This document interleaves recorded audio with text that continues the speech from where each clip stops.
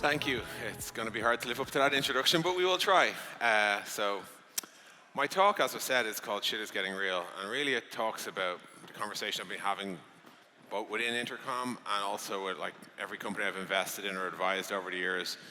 I think a lot of people thought they could kind of like bullet dodge AI, and maybe if they just ignored it, it might go away. And I think we're realizing that that's not true, or certainly not the way we hoped.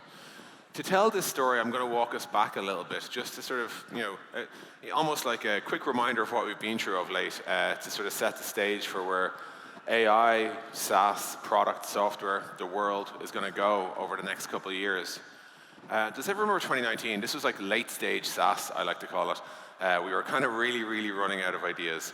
And the worst part was, like, not only do we have no ideas, with no new tech, people were like, investing pointless time rewriting shit in like these zero-era programming frameworks and just really not making significant impacts. The most sort of elaborate example of this was when we basically pioneered as an industry this new technology and rammed it down our customers' throats and told them that they badly wanted it. And we told everyone that this is going to change the world. I am, of course, talking about the one and only dark mode, right? This is like literally about, like, you can tell we were out of ideas when the most exciting thing we could think of to do was, what if the UI was darker? And this is like literally what companies were doing. We did it too. I'm not trying to like, there's no shame in the game here. This is what we were up to. Dark mode and price increases was what SaaS was about in 2019. And then 2020 came along. Just as a little reminder, in case you think I'm lying here, this is literally how popular dark mode was for that brief moment in time. And then 2020 came along, and with it came along this like difficult fellow that we all have grown to hate, COVID. And we kind of tech went on this weird sort of march where we thought it was going to be terrible and everyone did layoffs. And then actually things started looking up because it turns out everyone living online is good for SaaS. And we did some weird things in 2020 as well. Does anyone remember like the time when like we were all locked down and then we started to rebuild our office, except for we built it inside a tab in our browser, and we released things like this and told ourselves this was going to be how the new office of the future worked. There was like dozens of these types of products. And the main point, well, this was the original back to the office movement, if you like, right? Except for it was just an actual game you play in a browser. The other funny thing that happened in this period, I feel like we've all memory holed this, but a significant CEO stood on stage and said, the future of society is this. Does anyone remember this? The metaverse, etc. And like, look, Zuck's obviously a monster CEO, but like, I still look at this and be like, isn't it mad how we're all just like, okay. And you think that was the end of it, but then actually in 2022, NFTs really took over, and some lad paid 1.3 million for a JPEG of a rock. Does everyone remember that?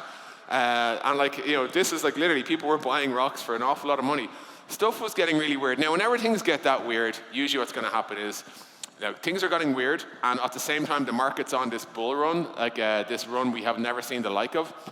Inevitably, it comes down, and with it comes the layoffs, the doom, the gloom. And this, for most of us, this was what 22 was, right? It was like this period of like, aren't things going great? Oh shit. And then everything went really bad, really quickly.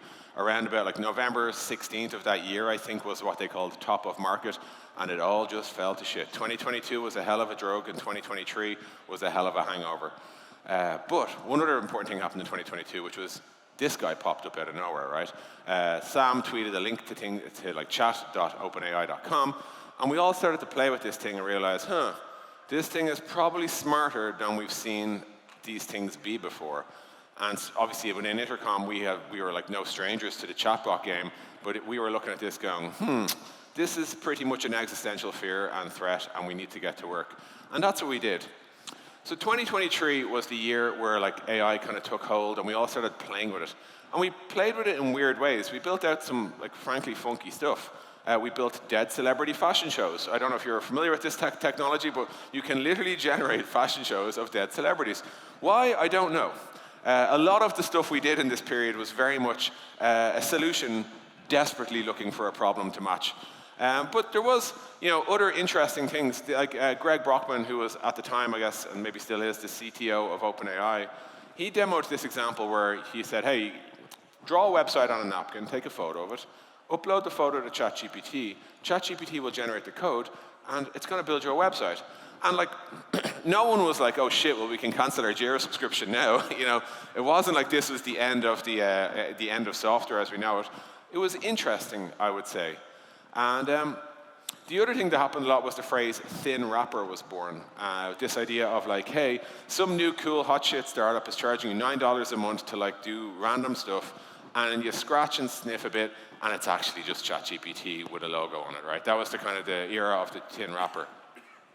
The other funny thing was what they call like AI slop. So like this idea of you can produce as many images as you want of a duck with tentacles for feet or whatever, and you'll get this. Like, yeah, and like any one of these images is incredible. It's just not particularly useful, and that's the sort of challenge we had. So 2023 was this initial explosion of like I would call like digital creativity, but also definitely like solutions chasing problems.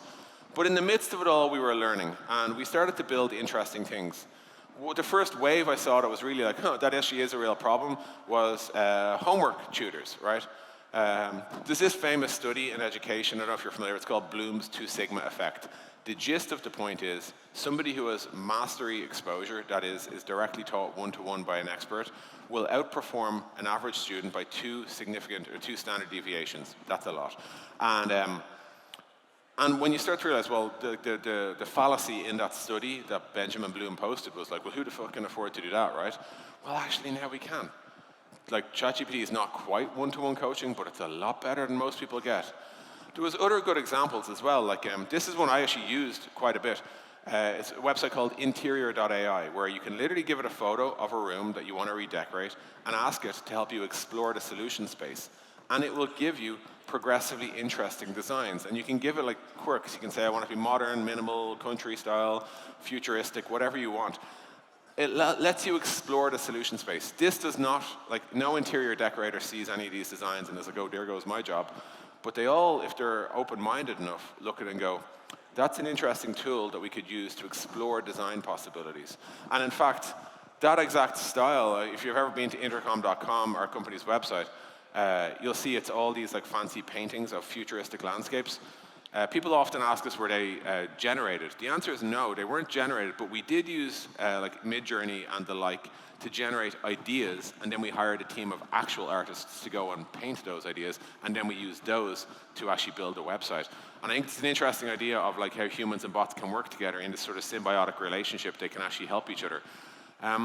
The other cool stuff that happened in this period, but right before we got to like, how the hell does B2B SaaS work, was these types of consumer products that started to take hold. And we're going to see a lot more of this.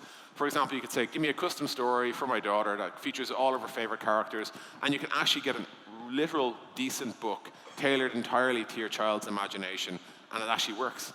And this type of thing is actually quite exciting, right? The future version of this, as you know, is like it's be hitting the shelves soon. There'll be toys with LLMs embedded in them that will actually talk back to your child and teach your child and all that sort of stuff. All of that is to come, but like, this is still like when we were kind of coming out of 2023, we started to see the beginnings of what the future is going to look like. In B2B SaaS, mostly what we were doing, if we're honest, was just lashing these buttons into our product and being like, hope they want that. What that usually looked like was like, hey, maybe generating a natural language summary of an expense for a restaurant will be fun. Let's do it, right? And people were like doing this progressively. Most importantly, I think what they were doing was like learning how to work with these frameworks. I don't think this was ever going to be the thing, but it was the beginning of the thing. And that brings us to 2024. We're moving from a world of software as a service, which is, if in most of our worlds, and most of us still work like this, you sell software in the form of seats to humans who use the software to do the job. And in the future, we're going to see service as a software. This is the idea that you actually buy software that does the job. Like with Intercom, we sell a product called Fin. It does customer service. It just does it. Like it answers questions. It's a different model. It's a different way of thinking. It's a different go-to-market. It's a different monetization point, etc. And this is what I mean when I say this is getting real, or more likely shit is getting real. We're actually getting to a point now where the software does the job. And we have to rethink, redesign, and re-architect all of our companies around this reality, that the work can almost certainly be done by humans. Now, that might seem like a proclamatic statement, which would imply we're on a like straight line trajectory to happiness. In reality, we're actually in this AI hype cycle. This is a well-known Gartner hype cycle. It basically says, we tend to think the world's going to be amazing, then it's not as amazing, and then it slowly gets amazing over time. I think we're kind of at the apex here, and we're about to fall over, and you can already see the negativity creep in. So one example of this is like there's all these reports, Goldman Sachs, who we're supposed to believe have a lot of expertise here, would say there's too much spend and there's too little benefit. And I actually think that is true right now. It's true right now. Like, we've put a lot of money to work here, and we haven't actually transformed society yet. The other thing we're going to see is a lot of frankly, like death. AI companies of all sorts that have been spawned over the last few years will start to fade away. Why does this happen? Well, the thin wrappers will get found out. The novel experimentation budgets of Fortune 500 companies who are told, let's just get some AI stuff going, they will fade away. A lot of the companies who promised they could do things with AI that just wasn't really that useful will fade away. Some stuff people had a swing at that turned out not to be possible, those companies will die too. The other category, so we're going to see a lot of these guys fade. The other category we'll see a bit of, and you're kind of seeing this in the news now, and when I say die, I don't mean like, always a shutdown. What I might mean is they, were acquired for an undisclosed price and are now merged into something else or whatever. We're going to see just a lot of this happen. This is all the creative destruction that we see whenever new tech gets invented. The internet did this, cloud did this, mobile did this. It happens, and it's just part of how we explore solution spaces and come up with the right solutions for right now. The other thing you're going to see is a lot of these 2021 era hyper-funded failing companies that have a load of money and have a last-ditch attempt to rebrand as an AI company, they'll probably end up fading away too. And that might all sound like doom and gloom, and maybe it is, right? But that's just the natural cycle. So 2024, 2025 might sound more negative to AI than it actually is, because in the middle of all this, something else that's very real is happening, which is that the next generation of AI native platforms and solutions are evolving, and the next generation of all your companies, assuming you believe this, will start to reshape, reform, and re-architect around AI. I'll give you an example of like why this is going to be a tough problem. It's hard when you have a moving target because of a moving set of capabilities, right? We don't know how good AI is going to get. Every few weeks, a new model drops, and it turns out, oh, it can do reasoning, oh, it can draw, oh, it can speak, oh, it can do this. You're always trying to work out where are we right now in terms of our like technical capabilities, and based on that, what product can we definitely build? I had a funny moment in June of this year, where in 1 week I got pitched 3 different products, and all 3 sounded great. The first one was probably something you're all familiar with. It was an AI-based solution that will help SDRs write emails. So I'm writing an email to Joe at DocuSign. Here's Joe's LinkedIn and Twitter. And the AI goes and looks up, well, what's Joe been talking about? And like, what's his last tweets about? And it'll say something like, hey, Joe, notice you're a fan of the Knicks, and I also noticed that you're struggling with blah. Anyway, forget all that. Here's my sales pitch. We've all received this email, right? And generally, like SDRs who are sales development representatives, they do this. So like, if you can speed them up, you'll get more leverage out of them, and in theory, you'll sell more software. It's not a bad idea. So I was like mulling that one over, and then on Wednesday, another email arrived, which was, actually, we don't just write the emails. We actually just take the list of prospects, and we automate the entire process. So you just tell us, give us your email addresses, and we will find the people, look them up, send the emails, handle the replies, schedule the meetings, and set up the demos with the AEs on your team or whatever. And I was like, ooh, that's better, right? That's, if I have one of these, I don't need the other one. I can just do the whole thing. So I was like, this is the one I'll invest in. I like this idea. And then Friday came along, and I got another email saying, we're actually just an SDR team in totality. And this, by the way, is a true story. The last example here I will say is 11x.ai. This pitch is, we're going to do all the work of a sales development representative team. You tell us who your target prospect is. We will find them. We'll get their email addresses. We'll research them. We'll write the emails. We'll engage with them. We'll follow up. We'll get the demos. We'll do it all. And we'll just, every week you're just going to get a report. Here's how we're getting on. Fire me or hire me, right? And I was like, Jesus, well, if that one works, the other 2 don't work. If the middle one works, the bottom one doesn't work. Now, the obvious conclusion for us all to draw is, well, why don't we just build the one that's in the top right? Duh, right? The difference is, the one in the bottom left, I know is possible to definitely build today, and you could definitely have that product in market in like 3 months. The one in the top right, Maybe it's possible, maybe it's not. There's a lot more technical risk and uncertainty. There's a lot more market uncertainty about adopting it. So you have this kind of spectrum of like, what's the right solution for the right time? What time frame are you working in, et cetera. The general version of this, the generalized version that maybe you could adapt to your own companies is, are you using AI to help the humans do a single task in their job, like summarize the conversation or something like that? Or are you taking a chunk of their workflow and saying, we're going to do that entirely, right? And that might look like say Finn with Intercom, we automate like 51% of your support. The other 49 is still there, we automate 51% on average, obviously higher in some cases. Or are you saying, we just do the work of the entire team. You tell me everything they do, and we'll do it all, start to finish. And whatever interface you need with that department, whether it's reporting or budgeting or accountability, we'll build that interface too, but you don't need to worry about anything else, right? And this, to some degree, is the biggest question SaaS companies that are pivoting to AI face. What is the right shape of solution that we can definitely build, that the market definitely wants, that is, within those two constraints, as ambitious as possible? Because if we don't build the most ambitious thing and somebody else does, or if we think something's technically impossible and somebody else does it, we're gone. And that's how the market's going to shape up. There will be more creative destruction. What this looks like for us all is taking our existing product platforms, whether you're in project management, expense management, ticket tracking, you name it, right? And we have to like look at every single workflow that a human does in that product, every single one of them, like that it isn't meta, like you don't need to worry about like a sign-in and shit like that, but like let's say, oh, they look at reports, they add teammates, they schedule tasks, they add deadlines, they check in on things. And we ask for every single one of these, can this be done completely, as in, don't worry about it, right? Like no more than you worry about where is this electricity coming from or anything like that. This is just gone now, right? Or can it be done with some verification, which is like, hey Des, it looks like we should change the date on this project because it looks like it's running late. Do you agree? And I'll say yes or no. And the difference there being, we believe human judgment is still required, or human in the loop is still a thing. Or can it be heavily augmented? This is like a co-pilot style thing, right? We can't like literally write all the code, but we can suggest massive chunks of it and ultimately massively increase the efficiency of the humans in the org, but we're not replacing the humans in the org. They're still needed. We're just going to make them faster, better, more powerful or whatever. Or if you're working in, say, like, I don't know, creative video editing or something like that, and you don't believe that like any of these are possible, is there a way to apply sprinkles of AI? Maybe you can let them like explore solution spaces or generate loads of different canvases to experiment with or whatever.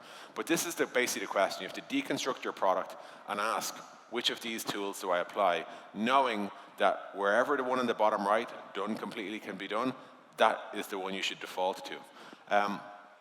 So what changes in this world?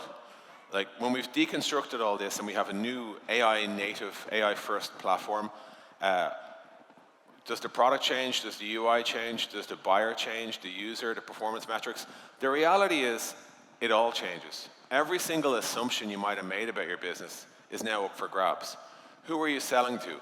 Oftentimes you'll see the economic buyer of AI might be the CFO because it's a cost saver, might be the CEO because it's a strategic thing or whatever, right? The user of your product might change, right? Maybe you've less frontline people because all the frontline work is taken away, but you've got more like principal or staff level people who are just really, really excellent at handling complex issues that come up in your product. The pricing obviously changes. At Intercom, we priced Finn to be 99 cents per resolution, as opposed to seats or conversations or any of that. It's just we charge you when we resolve the work for you. The performance metrics change. People don't ask us how beautiful is our UI anymore. They ask us how good is our AI. And that's an actual different shift. You're now competing in a different game with different skills. Does it help that we have nice UI? Sure, maybe. Only if people are logging in to see the damn thing, right? Like you have to bear in mind, this transformation is significant. So I want to just step back a bit and talk about electricity, because I mentioned it earlier. And I think this AI transformation that we're going through is more, like people say, is it as big as mobile or cloud, or is it as big as the internet?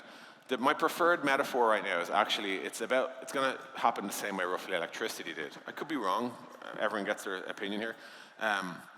In 1879, the patent was filed for the light bulb. And as a fun fact, Just 2 years later, there was a UK regulation act where they tried to regulate electricity. So all the problems we're going through right now, it turns out we went through them back then as well. And for 1882 to 1892, nothing happened in electricity because it was extremely over-regulated. And then in 1892, they realized they were falling behind the rest of the world. And they rewrote the bill to say, yes, you're allowed to buy and sell electricity. Yes, local government can build their own electricity centers, and all of these other rules. So it took 10 years to break through all that bureaucratic bullshit. Let's hope we don't repeat that, specifically here.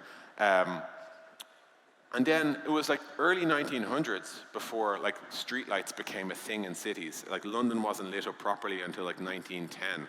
And what happened downstream of that at society level, this wasn't just about the adoption of electricity.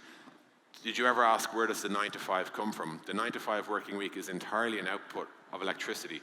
Before that, we had to follow the sun everywhere because it was the only source of natural daylight. Late night shopping, warmth, high streets, all of these things that we now take for granted are all downstream of the decision to adopt electricity. I think we're going to see similar with AI. I think we're going to see people dabbling, regulating, experimenting, and then we'll start adopting. And then years and years later, we'll see all sorts of downstream societal changes, all in the case of electricity for sure, and hopefully in the case of AI, all kind of mostly for the better, but it just takes a while. So like this is my way of saying, if by 2026 everything I'm saying hasn't happened, give it a second. We're like less than 2 years into this AI thing. We're coming up to the second birthday of ChatGPT on November 30th. Like, give it a while, right? In Intercom, we think about this as it relates, like how does it like relate to say things like customer support? Sorry, actually, one second. Before I talk about customer support, let me just give you some examples that are probably closer to your own hearts, because I know there's not a lot of support tools here. Let me talk about 3 areas. One is, say, engineering, right? Earlier you saw how we had like take the photo of the sketch and upload it and get the code and you have a basic website. That's cool as a demo. It's not really a threat to engineering. Here is a website called create.xyz, or XYZ if you're American, and it will show you how you can turn an idea into an app in like 15 to 20 seconds. So in the top right here, you write your description of the app. In this case, they're asking for a movie recommendation AI. It understands it, builds the code, and actually delivers you a movie recommendation AI. Now, this is the beginning of exploring the solution space. You can see how like tools like Figma have done this for UI. You can, like literally in this demo, you're going to see it published live to the internet, and all of a sudden this is now a live thing that actually literally works. This is not a sped up clip, with the exception maybe of the typing. This is literally how quickly you can go from idea to live product. Like if you go in and type in like build me like a logo generator, or build me a bill splitter or whatever, it happens that quick. It's crazy. Does anyone think software engineering is going to be the same on the far side of this? I don't think so. This is Harvey in the space of law. So anyone, I hope you've never had to be in the business of spending a lot of money on legal teams, but if you have, usually a lot of what they do is very necessary. It's basically discovery, it's research, it's validating contracts, it's working out the right ways if things are compliant with other contracts you've signed. This is a tool called Harvey that is like tearing through the legal world right now, because they can take what takes months down to minutes. And that is a huge transformation. Law will not be the same on the far side of this. And lastly, and perhaps more usefully, this is AI Doc. AI Doc simply will reorder every single scan, every single finding that happens in a hospital by severity, and they'll basically give the doctors a prioritized list based on studies of millions of scans and the inevitable and eventual conclusions. And it can highlight for you, here are the areas that we think, here are the patients you should prioritize, here's what's going on. This will undoubtedly improve and change the efficiency and effectiveness of medicine. So what does this mean for jobs? This is the most common question you're going to get. If you go back to your friends and tell them like AI is the future, blah, blah, blah, you're going to get some version of jobs. Here's just one example. I've one more for you, but here's just one example, right? Take something as naive or simple as this spreadsheet, right? The spreadsheet was launched in '79, and immediately, no sooner was it launched than people were claiming it was going to destroy jobs. Because people used to be people's jobs by hand to calculate. People behaved like cells, as in, I'm Mr. equals A3 multiplied by 47 or whatever. And sure enough, the spreadsheet did kill jobs. There's no denying it. It absolutely killed jobs. But it also made jobs. A shitload more jobs started because of the spreadsheet than the spreadsheet actually killed. better jobs, higher paying jobs, higher leverage jobs. It just changed the topology of work. And that's just something you have to realize. The future of any of your industries and your frontline users and all that will change. Hopefully you change it. But it doesn't necessarily mean because there's less frontline X, like less frontline expense tracking people or whatever, that therefore there's no more jobs. There will always be new jobs, better jobs, higher leverage jobs. So what about customer service? So this is obviously our area. We've spent a lot of time thinking about like how does customer support change in the era of AI, right? And obviously, you've probably seen or heard of our product Fin, which does like 51% of your support volume. But where does it go from there? Well, we kind of have this idea of like this, if you're familiar with Tesla's L1 to L5, like we go from no driving automation to like lane assist all the way up to self-driving. Our version of this is we go from like no automation and support to like program bots, like is in if this then dot style stuff, to LLM bots, to dynamic answer bots, that is bots that can go and look up you personally and find out why you have that overcharge on your statement, all the way through to bots that take actions, issuing refunds, changing flights, looking up lost baggage, whatever you name it, all the way over to fully autonomous agents. We kind of have this landscape mapped out. We're trying to, like, if you recall the earlier diagram, we're trying to walk through the gears to ultimately become a frontline support tool. And we have plans to go further. Like the bots will become proactive. They don't need to just stop at like handling issues. They should get out ahead of your customers. They should talk to you, ask you questions, make sure that everything's going right, rather than being there when things go wrong. And on top of that, the bots will like break out of the chat windows that we now see. Of course, in our vision and in our roadmap, you'll see things like voice. And after voice, you're going to see things like 3D avatars. Again, to the degree customers want them, you'll see there's now, the reason up until now we haven't had, real voices and simulated 3D avatars talking and being your front of house bot the reason is entirely because we didn't know how to do it. We know how to do it now. The question is, do we want it? We'll find out. We'll explore that solution space. And I encourage you all to do this for each of your industries. The last thing that's interesting in customer service is we don't know what companies look like when they can analyze every single conversation that happens with all of their customers, always. But with LLMs, we can actually analyze all this forevermore. Every business can listen to every single word or spoken or written of every piece of feedback and behavioral data, and it can come to really good, meaningful conclusions. So how would you apply this to your own product or your own company? The default approach that I really encourage you not to take is to cling on to your existing dashboard and convince yourself that the only thing you need to do is pop these buttons on and you're done, right? Look, everyone, we're AI first. That's not the right thing to do, or at least let that be your dipping of your toe in the water. Please do not stop there. You will probably die. The way we think about AI first is we say it's a generation of software that's built that assumes LLMs were always there, and it involves taking the existing product, deconstructing it, and working out what would it look like if it was built in the era of AI, and building an entire business around that. It's a different business. So the classic definition of product market fit is some relationship between the product, which is the top three things, and the market. In reality, all of these things are changing in an AI-first world, right? Who's your target customer? Are you selling to CFOs or CEOs, whatever? What's the actual thing they need done? They used to want seats off you to have people who run things, but maybe they just want the work done, and maybe that's what you're competing for. So what's your value prop if you can do the work? Are you basically saying you're the best UI, or are you saying, just give us the job and we'll do it? What does the feature set you have to build for that look like? Are you trying to be a co-pilot, or are you trying to just do the work? Like, all these decisions have to get made. And then lastly, you probably need a different type of product, a different UI or whatever, because all of that shit's going to change when you change everything else beneath it. Now, if I could land one point with you, it's this. A business is a set of mutually reinforcing activities. And really what I mean by that is you do things that are connected to each other. We have a brand around AI. We have a product around AI. You don't change one without changing the other, right? Here is this is like a Michael Porter thing for those of you into strategy. It's called an activity diagram. This is Southwest Airlines. This is a great example of mutually reinforcing activities. Southwest, if you pick any of these, let's just say in the top left we have no meals. No meals is an essential part of a limited passenger service, because if you follow that down to the bottom right, that's why the seats are cheap, and if you follow it down to the bottom left, that's how they can turn the aircraft around. Everything is connected to everything else. Every decision you make in your business is connected to everything else. So the idea that you can just hot swap in an AI component and kind of moonwalk away and hope everything still makes sense is not true. Your ugly version of this is like, you might have all of these decisions baked into your business, and every single one of them is going to change, right? And your activity diagram has to be reconsidered with this reality. So how do you go about reimagining this? Well, AI-first thinking has to be built in, not bolted on. How you build product changes. You now have a moving set of capabilities, and you also have this new phenomena we've never dealt with in SaaS before, which is you can ship the thing and you're not done. You now need to go and measure if it's actually doing the thing you said it would do. So for example, we release Fin, people use it. We have to go and make sure it's really doing the thing we said it would do.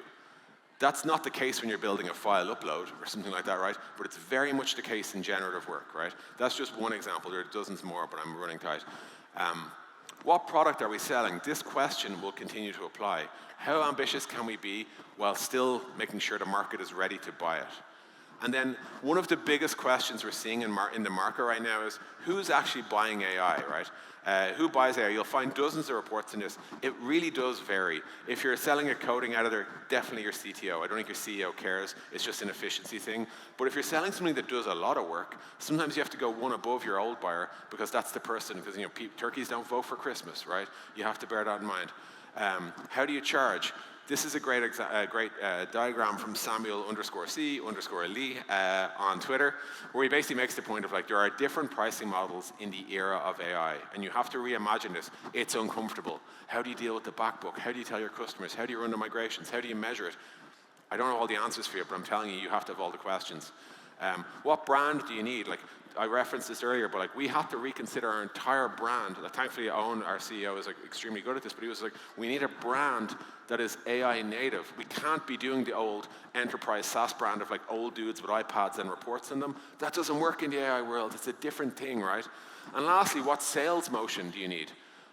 Is your challenge people don't know about you, or people are skeptical that the AI will work, or do you have to persuade them? Does your customer want AI? If not, if you go above them, does that buyer want AI? Do they believe the AI will work in your area, or do you have to prove that? Is it easy to demonstrate it early? If not, do you have to make a longer-term ROI play, which is a harder, longer sales cycle? Everything about your business is going to change. I could go on and on.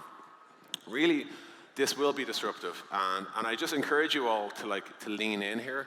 Like, it's easy to be negative about all this stuff. It's not comfortable. We all have to change all of our businesses. It'd be easier if we didn't, right? But we do. And we can blame the AI, just like, we used to blame, the typewriter was once blamed for causing war, believe it or not, right? This is just what people do, right? No sooner had we got cars up and running than there was a back to the horse movement, right? This was the original degrowth people of their time or whatever.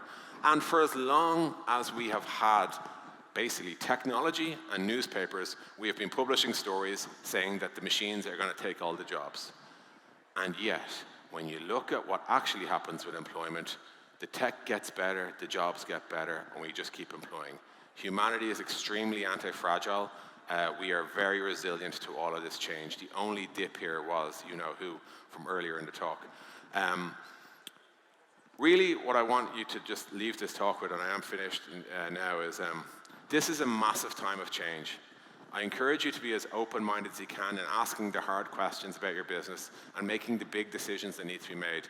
The temptation of inertia or baby steps is extreme, and if you aren't willing to take the big swings, just imagine what the Y Combinator spin out of 3 people in a garage in Cupertino or whatever are going to do.